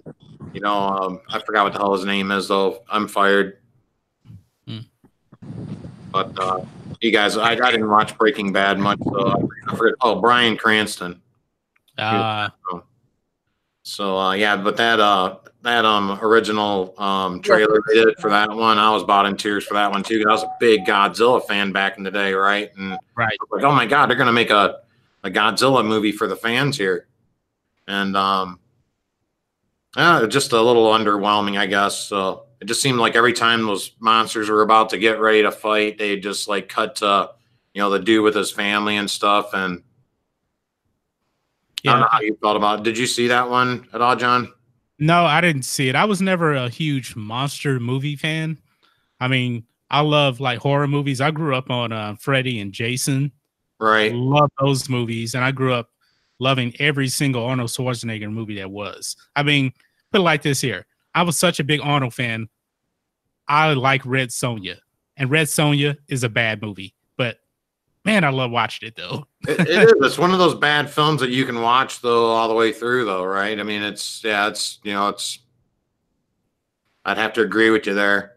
Yeah, I was okay. Like I was a big Arnold fan all the way up until I think around the time Last Action Hero came out. I think. I didn't like Last Action Hero that much, but he came out with True Lies after that, and True Lies is amazing. James Cameron, so amazing. I love that movie. Can That you is a guys hear fun me one now? too. Yeah, we can hear you now. Okay, yeah, because I'm done shopping. I just wanted to say on something you guys were saying earlier about the trailers. I have to say they were great. I mean, when I watched them, I'm like, wow, these were really good. And I agree with you on that. And it's just a shame what happened because it looks so promising. And like Dog said, it's amazing. We're waiting all this time to see Luke Skywalker, our hero, and he just makes him like a piece of crap. Like he's a joke. He's a hermit. How could you make a map that Luke is the hope? He's the way. We can't let him get this map. Everybody's trying to prevent them from getting the map. For what? For a guy who says, I just want to die. Why are you here? I mean, like what? You mean the whole movie, The Force Awakens, was everybody was trying to get the map and they get to him and he's just like, I just want to die? Like, what is that about? Seriously. Well, Rob, answer me this. Why would Luke want to disappear? Why in the world would he leave a map to himself and leave part of it in C3 in R2D2? It makes no sense. If you want to die, be left alone. You're not leaving a map for yourself. It makes no sense. Totally agree. And the other thing too, first off, R2 went with Luke everywhere. Everywhere. Yes. I understand that they tried to make it so the droids, and I get it. But R2 was his buddy. Yeah, you know, I didn't like him leaving R2. I don't think Luke, even as grumpy as he was, would leave R2 behind. I just don't see that. And the way they just left R2 just to rot through the whole movie, didn't do anything. That just bothers me so much that I thought C3PO didn't do nothing, but R2 literally just sat there like he was just done. And then all of a sudden he just wakes up for what? It doesn't make any sense. I hate The Force Awakens. I really do. Not as much The Last Jedi, but I do hate the movie. It makes no sense. Yeah, well, I know one person that'll disagree with you, and that's Rhodes Rant. Yeah, I know. Because Rhodes is a big Han Solo fan, and I'm going to say, Han Solo. I'm going to say this. Harrison Ford played phenomenal in that movie. If I'm going to give credit where it's due, there's two things I liked about The Force Awakens. The one thing was how they mixed the characters. They had the old with the new, and I thought that JJ did a good job of mixing them in together. And I think Harrison Ford was excellent. I think he stole that movie, you know. But, well, he was the only original character that did anything. The rest of them didn't do nothing. Luke was just last 30 seconds. Leia didn't do nothing, just standing around. C3PO just standing around. R2D2 pretty much dead. No Lando. Well, the worst thing that they did was they had no plan. They had absolutely no plan going into this. No, that's not necessarily true. George Lucas had his story treatments for 7, 8, and 9, but oh no, we got our own thing. We want to do something for the fans. Throw it out, and well, what do you really want to do for the fans? Oh, well, we don't really know. you beat me to it. See, what they thought was, and I forget who said this, and I totally agree. I forget who was the creator who said this. They said slap a Star Wars label on a movie, and that's it. It'll make tons of money. It made tons of money because we haven't seen a movie since the prequels. Yes, that's bingo, why. Bingo. And to the blind eye, to like a casual fan, they didn't butcher the movie. But to Star Wars, absolute Star Wars fanatics, we kind of caught on. I mean, Rhodes is different because he's such a big Han Solo fan. But if he wasn't a big Han Solo fan, that movie is completely flawed. Completely. I agree. To me, you know, here's what I'll give him credit. He tried to play it safe. But when you think about the overall, like you said, R2, what happened to R2D2? You know, what happened to him? I mean, he was R2 in the prequels was a major character. Major. He was a major. He was probably the next to Kenobi. He was the hero of the prequels in my mind. What couldn't he do? You know. Exactly. Now, go ahead. Go ahead. Go ahead. No, I was just going to say that I think R2's great, and I know that I forget what it was, that somebody made a list of heroes, and I think you went over it a while back, maybe a month or two ago or something like that. I was like, I don't even know if R2D2 was included on that list, because he should have been. That's a good point. Because if it wasn't for him, I mean, in all seriousness, how many times first of all, he saves Luke, Leia, Chewbacca from getting crushed in the first movie. If not for him, they're dead. They're dead. And that's it. That's the end. They're dead. If not for him, how many times he saved Kenobi? How many times he saved Anakin? So, I mean, where would they have been without R2D2? So actually, not that you bring it up. Sorry to interrupt you, but in episode 1, he literally saved them. I mean, Padme is dead. Obi-Wan is dead. They're all dead unless he doesn't fix the ship. The ship was busted. Was it the hyperdrive? I think it was the hyperdrive. Yeah, because they were losing droids like crazy. Yep. And then R2 comes in, and he pretty much saves the day. Now, I got a question for you guys, in all honesty. I know some people had a problem with this character. I, per se, did not. But I know some people did, because I understood what George was trying to say. What did you guys think of young Anakin Skywalker from The Phantom Menace? What is your observation, your overall thinking of the character? Go ahead, dog. You answer. Yeah, I wasn't a big fan. I wasn't very intrigued by him, or very. I don't want to say so much intrigued. I was obviously intrigued. This was, Darth Vader as a child on screen, basically, right? But I wasn't really ready to see Darth Vader as a little kid, if you will, right? So, I guess I wasn't as captivated by him, right? I think they should have, if I could have redone this over, right? He would have started out, 18, 19 years old, maybe around that, kind of coming to age, into manhood, if you will, right? When we start episode 1, but I wouldn't have had him, as a little kid like that. I mean, there was too many, I get, for lack of a better term, like cheesy lines, like, yippee, and, just, some of the acting was just a little, but it's tough with kid actors, of course, right? But again, though, this is, it's Star Wars, and we expect a little more out of our Star Wars, I think, right? So, how did you feel about him, John? Now, this is pod racing. I mean, yeah. I get where George was coming from. He always said that Star Wars was for children. Maybe what he didn't get was that the kids of the original trilogy were now adults.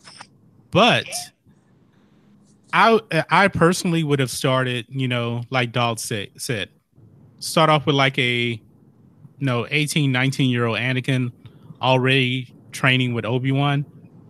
That would have been better. And then have Darth Maul come into the picture, because I don't think we really need to find Anakin being discovered per se.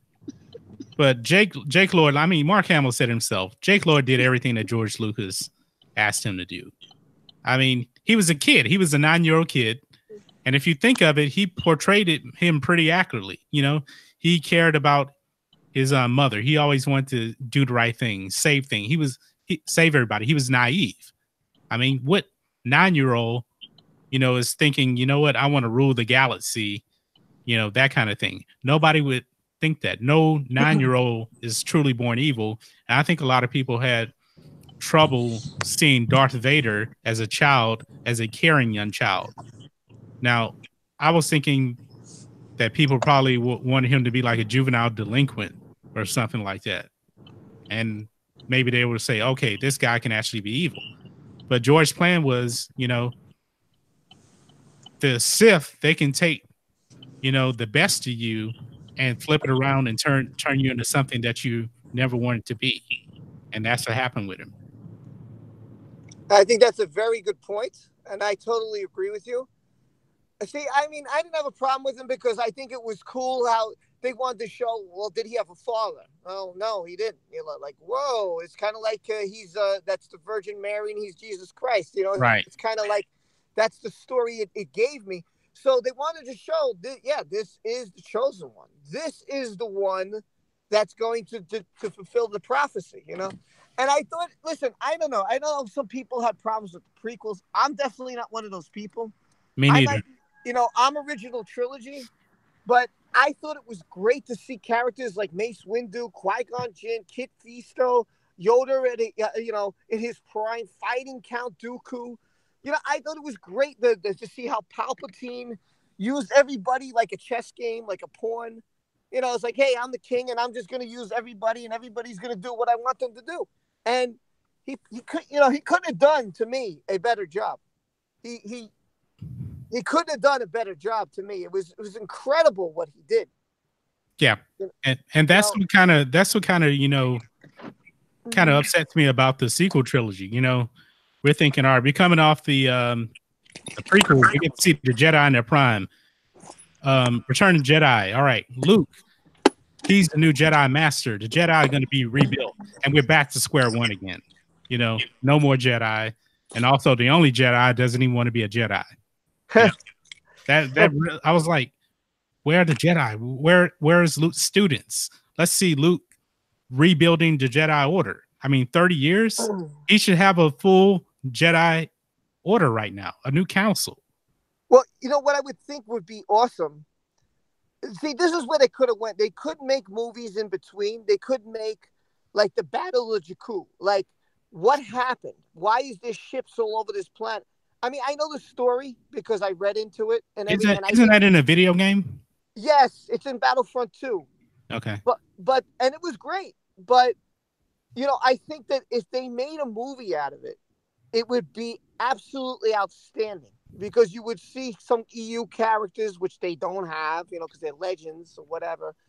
But you see Thrawn in it.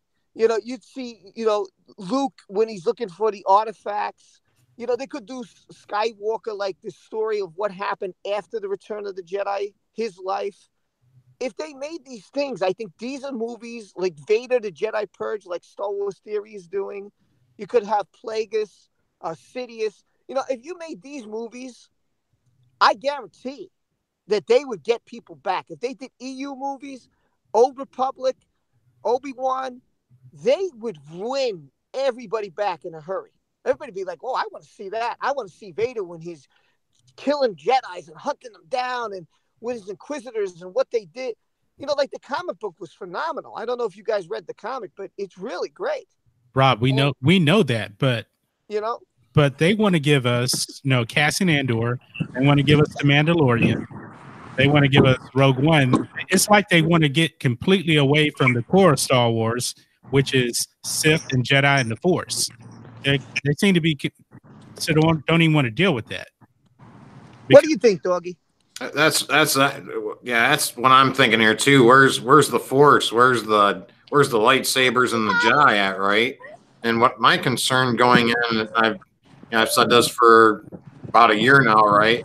What's really intriguing us to see Episode 9 right now, the two people that use lightsabers, I bet you they're going to fight, right? I mean, there's nobody else that uses lightsabers or really uses the Force now, right? There's Rey and Kylo Ren, right? And oh my gosh, they're going to fight. And I guess, Rey's going to win. And, the good guys are going to win just when you think that they're going to lose. So, and I want to say hi to Alicia Kingston, Lord Commander. Great to see you, Alicia. Thanks for being here tonight. And my friend Rodrant on Star Wars. So, welcome. What do you think about that? Thank you. Have a great night. Thank you. What'd you say, Doc? I said, what did you guys think about that? Wait. I mean, there's just basically there's not enough folks that really use the Force, or we would have expected to see, some sort of new Jedi Council or even new bad guys behind the scenes. But we only have two people using lightsabers, really, right? Right. And technically, Luke's lightsaber is already, well, Anakin's lightsaber, I would never call that lightsaber raised. It's broken. Apparently, the rumor is she's going to rebuild it. Now, from what we understand, a trained Jedi is the only one that can build a lightsaber. But apparently, she's going to rebuild that lightsaber, and nobody's going to show her how to do it. That's the problem with her. All right. Do you think she'll build a Maul type of lightsaber? I don't know if it's going to be a Maul lightsaber. I mean, any kind of lightsaber, she shouldn't be able to do it. Even though she's a Mr. Fitz-It, but what does she know about Kuiper crystals or anything like that? She'll be able to do it just because she's Mary Sue. But I'm if her design of her new lightsaber is going to be a Maul type one, because folks are going to lose their mind if they see that. Yeah, if it's a double-bladed lightsaber, you're like, all right, how in the world could she even use this? But we're already asking now, how in the world can she use Luke's lightsaber? But it's because Rian Johnson came up with that dumb Force download thing from that Force bond. She basically downloaded all of Kylo Ren's knowledge, which is absolutely ridiculous. That's not the way the Force works. That's not how the Force works. She might be able to fly in outer space like Princess Leia. Well, somebody needs to explain this to me. How did she even know about the Jedi mind trick? That really, really bothered me. She didn't even really know what a Jedi was. She didn't know what the Force was. And then she starts using the mind trick. That just really irks me. And did it to James Bond, of all people. Well, yeah. Again, you're going to laugh when I use this pun. She used, I would say, the Matrixx. And what happened was, according to the novelization, when Kylo was trying to get the map from her, they said that she got in his mind, and she was able to see what he had learned. Yeah, that's what I said. That was the Force download thing. Yeah, you probably didn't hear me when I said it. You were walking, I guess. Yeah, I was walking in the house. Sorry. Yeah, but that just really,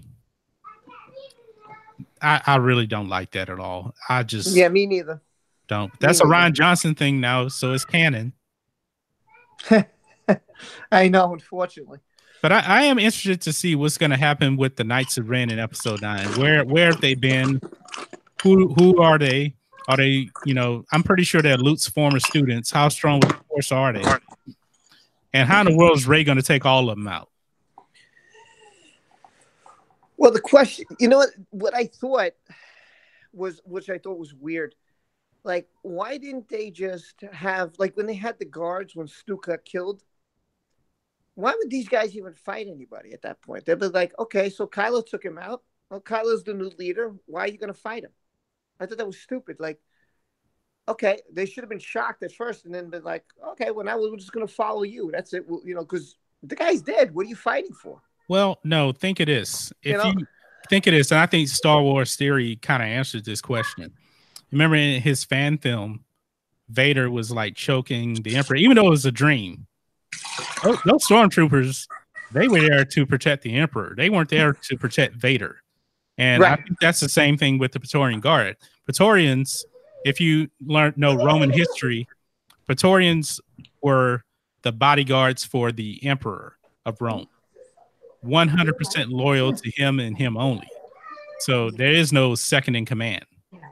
So that's why they tried to take him out, if you ask me. And even in Roman history, some Praetorians were actually deciding who was going to be emperor. Like if they didn't like the emperor, they killed him, and then they would put somebody else in power. All right, guys, I have to get going because I have a lot of stuff to do. But thanks for having me on, John. I appreciate. Maya wants to say goodbye. Go ahead, say goodbye. Goodbye, dog. Bye, Maya. Bye, Maya. Bye, Rob. Goodbye, John. Bye, Maya. I will see you later at Star Wars View, okay? Yes. Take a picture of the sun when the sun goes down, okay? Okay. Take a picture of the moon because you're gonna see it. Guys, it's always a pleasure talking to you. You guys are wonderful. And Dog, if you want to do a creative video, please let me know, man. Yeah, probably soon, Rob. I've been filming. I got hit with that flu pretty hard, so. But yeah, should have something for you soon, my friend. Awesome, guys. Always a pleasure. All right, have a good night. Thanks for having me on, John. I appreciate it. No problem. I'm about to wrap this up in a few minutes anyway. I still gotta eat, and I still gotta record a video, and I still gotta upload this one video. Well, I've already uploaded the video. I gotta put it out still. So wow. And everybody in the chat, thanks for being here. Don't forget to like John's stream. All right, take care. Thank you for everybody being here tonight. Bye, Rob. All right, bye, Rob. Later. Man, time goes by fast. Yeah, it does. I didn't even realize it. What time? Oh, sorry, 7-Eleven over here on my time. 7-Eleven. Yeah, 8-11 here, way up north beyond the wall. So, but it's colder than beyond the wall. Where you at, dog? I'm in Michigan. Oh, okay. So, yeah, around Lansing area, I guess, like right in the middle spot. Oh, got you. Yeah. Cool. What's going on over here in the chat here? It's coming, guys. It's Benoff and Weiss. Going to be heavy Jedi and Sith, I think. I hope so, too. If it goes, Old Republic, then I think that would be perfect for those guys. I think it would be very, very violent. That's the one I think could get an R rating just for violence.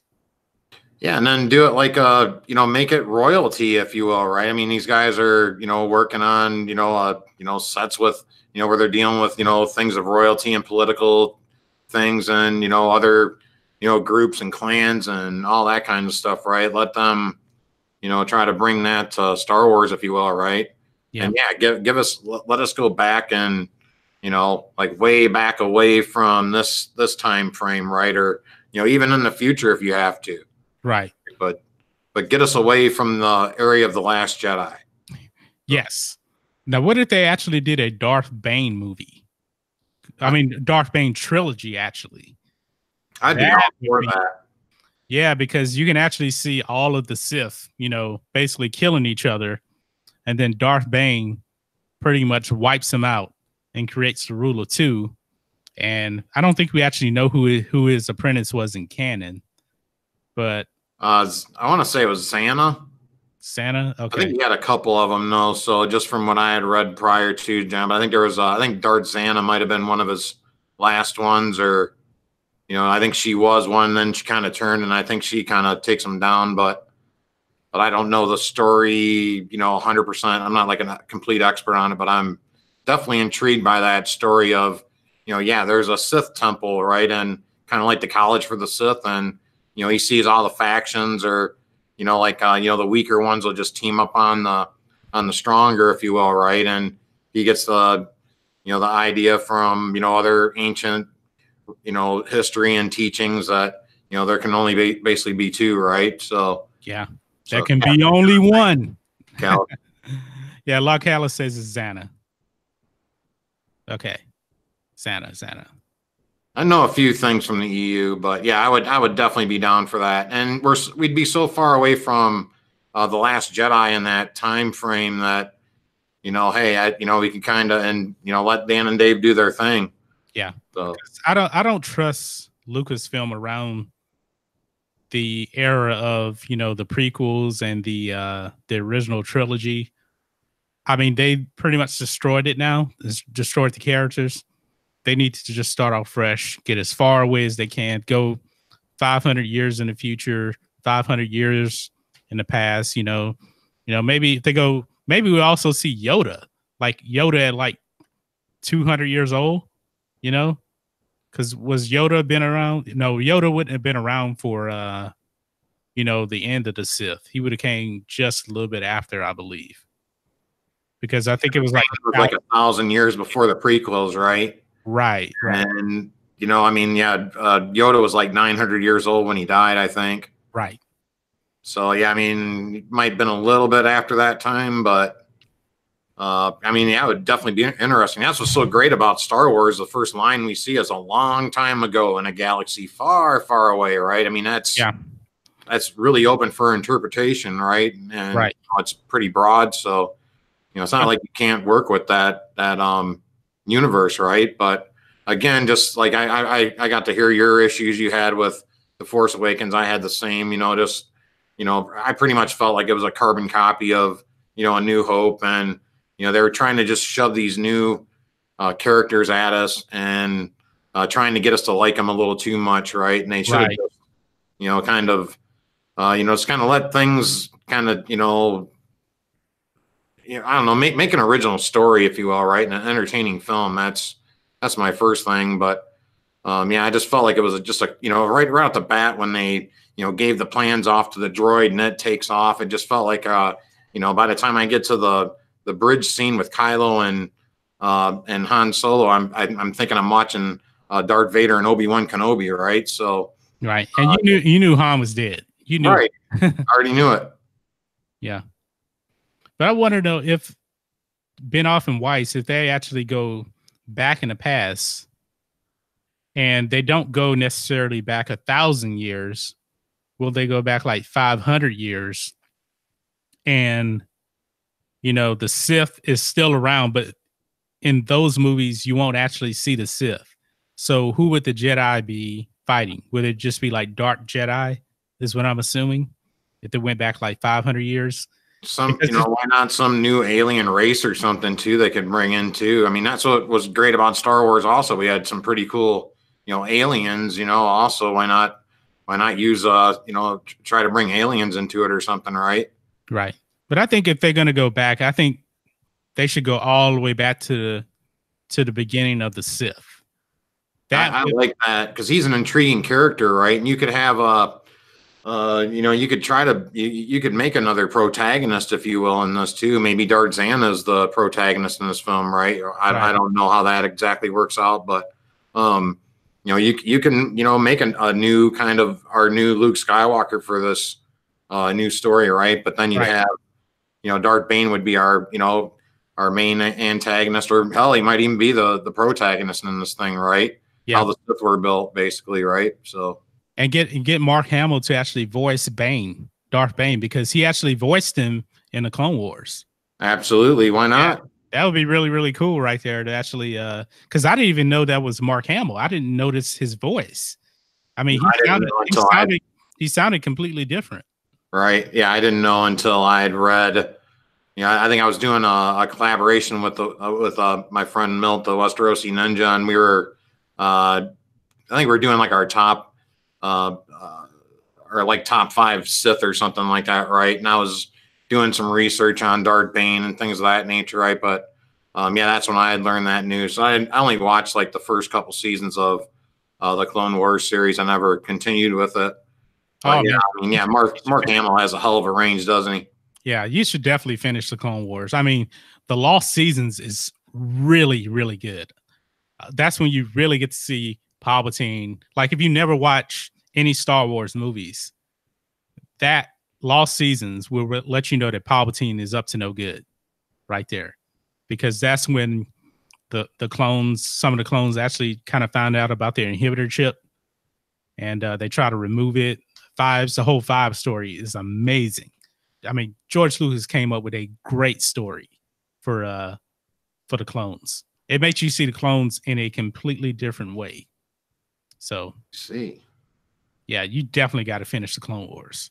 It's on Netflix.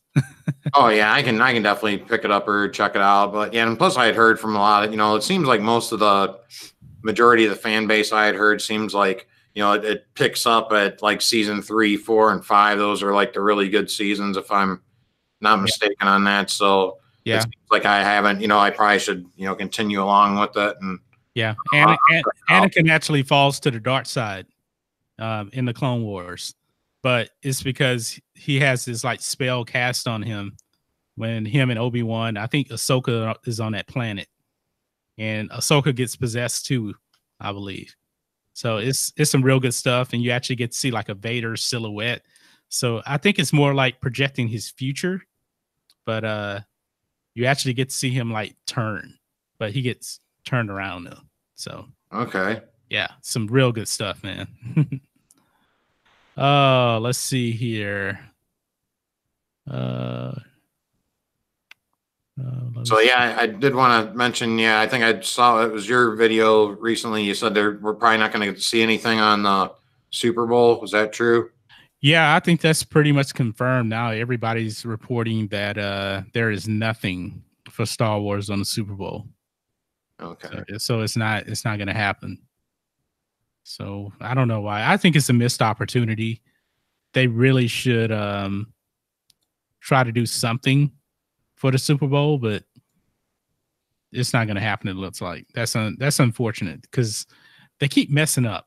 This is a missed opportunity. This is a golden opportunity to pretty much show the fans that, hey, we've moved on from The Last Jedi. This is what we have. You know, just give us a 30-second teaser with Luke with a voiceover and just the title reveal. 30 it's not seconds. like people aren't watching. It's not like it doesn't get ratings, right? Yeah. I mean, people would really be talking about that 30-second spot, you know, say like, oh, a new order. Oh, that's the title, New Order. You know, people be reacting everywhere. People be, all right, let's break this down. Let's break that down. What does this mean that Luke is saying, you know? But no, missed opportunity. The biggest audience in the world watching one event. In the Super Bowl, everybody watches the commercials. Everybody does. So I think some people may actually watch the Super Bowl just for the commercials. Oh, they used to definitely back in our time, John, right? Because they remember the Super Bowls used to be a blowout. You know, yeah. So it was just like, yeah, the you know, hell, I think they had Bud Bowl. That was exciting, right? So yeah, the Bud Light commercials were amazing. The Geico commercials that came in, I think that actually came from the Super Bowl, and that's some of the best commercials of all time. Right. So I don't know why Disney decided, you know, to pass on it, but you know that Captain Marvel is going to get a 30-second spot and Avengers is going to get a 30-second spot. But why not Star Wars? Again, yeah, that's something we'd have to ask Bob Iger or you know, Kathleen Kennedy, I guess, if she's still even running things. I don't know. So I think she's just collecting checks now. So I'm not sure if you keep up to date on, I think you do, but like Star Wars Fan Fest stuff. Do you get into that stuff or? No, I haven't heard too much about that. Okay, I was thinking maybe they'll do those type of announcements when that happens, or I don't think they call it Fan Fest. What do they call it? Like Star Wars Celebration or something? Oh yeah, Celebration. Yeah, I know that. Yeah, that's in April. So that's probably when we're actually going to get a full trailer. That's my guess. Yeah. I want to go. Maybe I'll go next year. Once I get the channel monetized and get some money coming in from this, then, you know, maybe I could go to Celebration, you know, and write it off as a business expense. So I don't know where it's going to be next year, but I would definitely love to go next year. And it's not cheap. Oh, yeah, I can imagine. So, yeah, you'll be there soon, my friend. Yeah, just keep plugging away, you know. So yeah, that was actually momentum going here, and well deserved too. Yeah, thank you. I was actually on StubHub yesterday, and they have like a 5-day pass for adults, like $600, I believe. So if anybody's interested, you can go on like StubHub and, you know, buy 1 day, 2 days, but if you're going to, you know, go all the way to Chicago, you might as well go to all 5 days. So, yeah, Rob is going to be a Celebration. I think he said he's going for 1 day, I believe. So he'll be there. Okay, he's going there on a Sunday. All right. Yeah. Oh, yeah, I see it in chat now. Yeah. So Sunday's the bit day then. They didn't want to spend $5.1 million because all the money they lost on Solo, probably. Yeah, and Disney's losing, man. Nobody's buying the toys. The toys don't even sell. You know, people may criticize, you know, the prequels, but the toys are selling like hotcakes. But nobody wants to buy a Rose Tico toy. No, or Admiral Purple Hair. No. I mean, I would much rather see the Gungans than have to see Rose Tico or Holdo. Yep, Boss Nash or Nass, right? And or purple hair lady. Who you going with? Boss Nas, easily. Right. That's not even close. I mean, why would they do that? The Laura Dern is a great actor, great actress. Right. And they just ruined her. I mean, Kelly Marie Tran is a very, very pretty girl. And Ron Johnson couldn't even make her look recognizable. She didn't even look good. And then I don't know what they were thinking with that. So, and then all the jokes and things, and right. Yeah, we could really hammer at that movie, of course, right? So yeah. Okay. What you're thinking, and Star Wars is it's simple, right? It's a good story, characters, right? Music and sound. Right. All you need is those four things, right? Why can't you make intriguing characters anymore, right? So exactly. Just a good story. Yeah. So it just seems like they're like, oh, here's a walker, you'll like that. Here's a TIE fighter, you'll buy that, right? So. Yep. Spinal Tap is here. We're on to him now, John. Yeah, Spinal Tap is in the house. Oh, hey, Snoke. What's going on? Snoke Spinal Tap. He just joined us at the end of it here. I'm gonna have to wrap this up. We got some final thoughts because I got quite a few things to do here. I want to say, John, was hey, thanks for having me on, and it's a pleasure to be on your channel. And my apologies for the loop in the beginning there again, my friend.